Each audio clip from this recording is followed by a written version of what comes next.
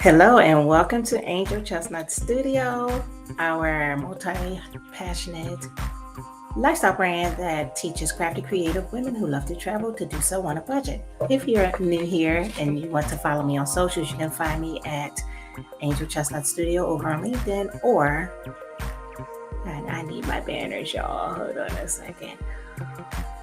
Or you can find me over there at LinkedIn at Angel-Chestnut. Without further ado, let's get into our episode today where I will be showing you how traveling solo can boost your productivity and can boost your self-discovery and spark your creativity. So without further ado, let's get into it. But I want to give you a quick disclaimer on any links that you see in our channel description. I will receive a small commission should you decide to purchase any of the items that are in the links. And now without further ado, let's go ahead and get into it. First off, I want to show you who we are real quick. First off, I wanted to talk about how when you solo travel, sometimes one of the biggest hindrances is worrying about what someone will say or your own fear of traveling by yourselves. I have many friends who are really scared to do this, and I can tell you it's not without its challenges. And I can say that as I've done it over the years, it's gotten less nerve-wracking. We're in an age where traveling solo is not so odd, and you do have company out here. So I wanted to talk about one of the number one thing, the top 5 things that you can experience, which can encourage you for self-growth and self-discovery. I'm looking for my banners. Oh my goodness, why am I fumbling? Okay.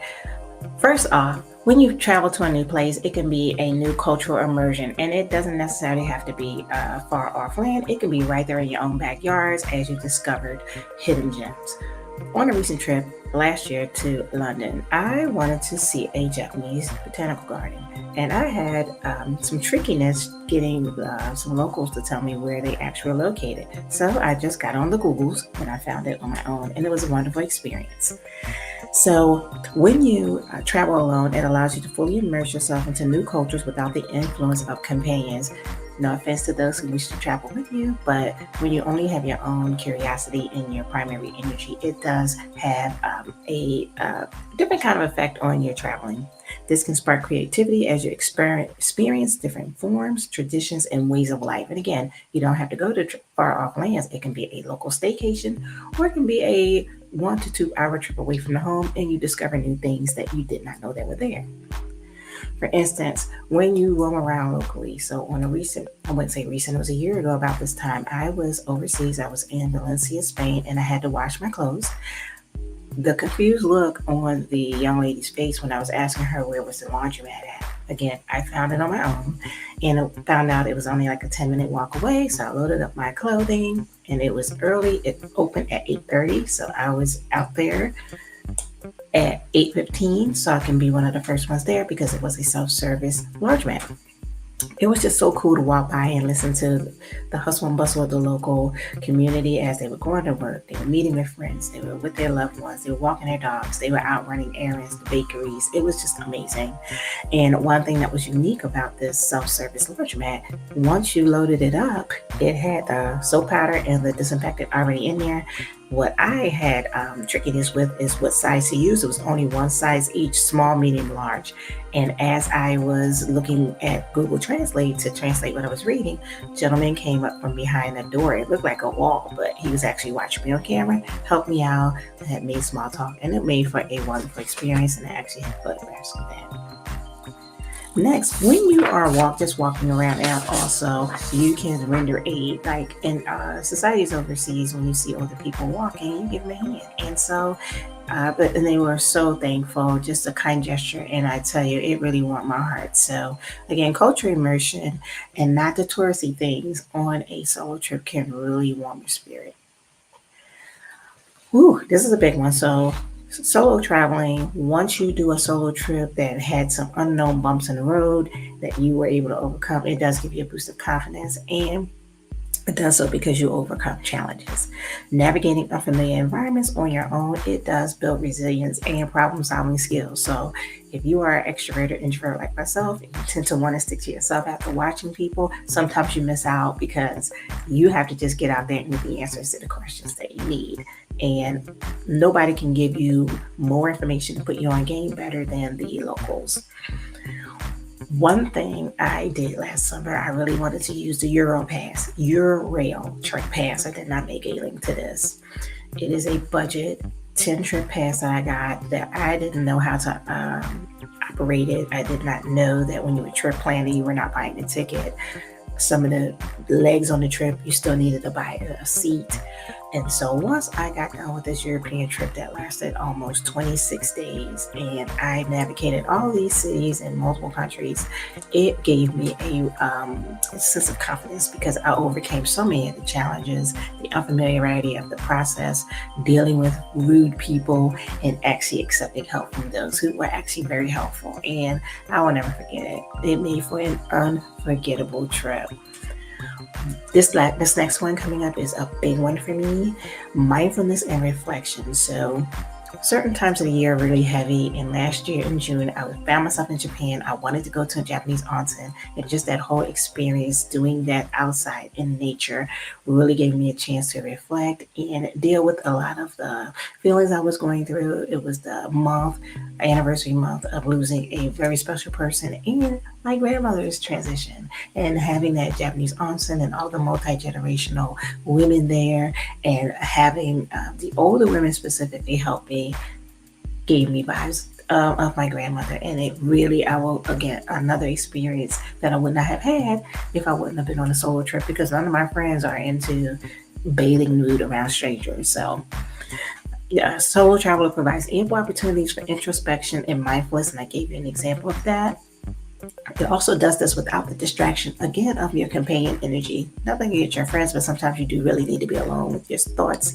And as a result, you do have a higher sense of self awareness and inspiration for creative expression. And I know for myself, that experience really inspired me to delve into the Traveler's Notebook community, and I will be talking about that. And they actually had a edition last year. I missed it and had to buy it on Etsy, but it really commemorates stopping through all of the different artisans throughout the whole country of Japan. And I can't wait to do that my next trip and just travel around and annotate all of the different artisans visited and the details about them.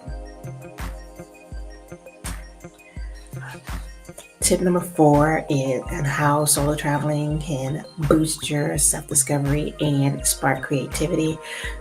I'm an extroverted introvert, and again, I tend to stick to myself. But when you're in a shared experience, it's something about the camaraderie, and I still have people I keep in touch with that I met last year on my adventures, and meeting new people can also kind of fill in that loneliness that may set in because you find yourself missing loved ones or wishing that a certain group of people were traveling with you or a specific person. And so it says traveling alone also leads to more interaction with locals and fellow travelers, which is totally true. These encounters can broaden your perspective and introduce you to new ideas and stories. One of the stories was that laundromat, you pay your euro 4, 7, and 9, and it's all in one. And I am obsessed with that smell. And the locals were in there with me, waiting their turn or folding up their clothes as they left. And so it was just an experience of bondingness, of having fresh clothes, folding it, and it took me back to my childhood. Another experience was last year traveling military space here. It's a Filipino family. It was a veteran family, and they were putting me on game because they had been traveling all over the place since spring break. And so we all exchanged numbers. Once we had a very, very crazy leg that took us 6 trips to get home, 6 different aircraft to get us back to the home base of Travis Air Force Base. And to this day, we all still keep in touch. And I think that is just a wonderful experience that I will always carry with me, of just successfully getting home, traveling space air. Now, this last one is really one of the primary reasons why I love to travel solo, and that is the freedom and flexibility of not really having to stick to any set itinerary. And traveling alone gives you the freedom to create your own itinerary and follow your interests without compromise. So I'm a photographer, I'm a visual storyteller, and I'm an avid journaler. So just sitting still and really the art of not doing anything really kind of dominates my trips. Sometimes I think my photos are probably not interesting because I capture the mundane. I capture people walking across the street. I notice if I'm on mass transit, if somebody is getting out of the handicapped seats for elderly or people differently abled or pregnant women. I really watch to see how that camaraderie is or isn't there, and I can say that there's a notable difference between different countries that I went to.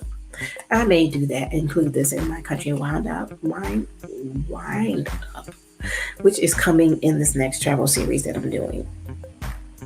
So one of the things I pointed out here, I have it in my notes. When I went to Lisbon, so I had been dying to go to Lisbon, Portugal. There's a huge expat community there, and there were two events. And I had it in my calendar. I timed my travel to hit those meetups. I didn't really sign up for them. I just wanted to wait to get there to see how I felt. And sure enough, once I got to Lisbon, I had a whole week there. I didn't feel like doing it, and I didn't go. I didn't go to either one of them. I just wanted to roam around the city and discover things on my own. And also that idea of dealing with a whole lot of people. I was in my, I'm not ready for that yet phases, so I kind of skipped it. And I have yet to really fully connect with the hosts of these events. I've reached out kind of in email, but I haven't followed up. I do follow their YouTubes though. And so I want to just really recap what we talked about and how solo travel can spark your sense of self, really spark your self-discovery and spark your creativity. We talked about your cultural immersions, overcoming challenges, mindfulness and reflection, meeting new people, and the last one, the freedom and the flexibility of being on your own and being able to plan things or not on the fly. If you found this information that I have passed helpful and you would like to support the channel, you can do so by clicking on our link in the description to buy me a coffee. It'll take you to a page with donations starting at $5 and going as high as you want. And you can hop on over to our website, angelchestnut.com, and get on the waiting list for our upcoming memberships, which will serve our crafty creators who love DIY paper crafts. I'm their lead paper muse, and I cannot wait to get those started. I miss scrapbooking crops, and I cannot wait to get back to that and sending you all our goodies, custom made, custom to our brand and our community that we're trying to build. And also our higher tier membership it includes all of the crafty creator stuff, but is really geared for mature Gen X women who have something to say. I am really excited about this endeavor. It's something that I have dreamt about for a long time, and it is getting closer to reality. So without further ado, don't forget to like and subscribe to our channel and hop on over to angelchestnut.com and subscribe to our newsletter to stay in the know about upcoming events. And we appreciate your support and look forward to building our community of crafty creators and mature women, Gen X, who have something to say. And with that, it is time to check out. And until next time, ciao for now. And of course, I am not on my video. I was supposed to scroll up here and hit my outro. Before I step off here, I gotta show my favorite thing. I gotta do it. We have a great product in the shop that we're excited to share with you. Check it out on our site.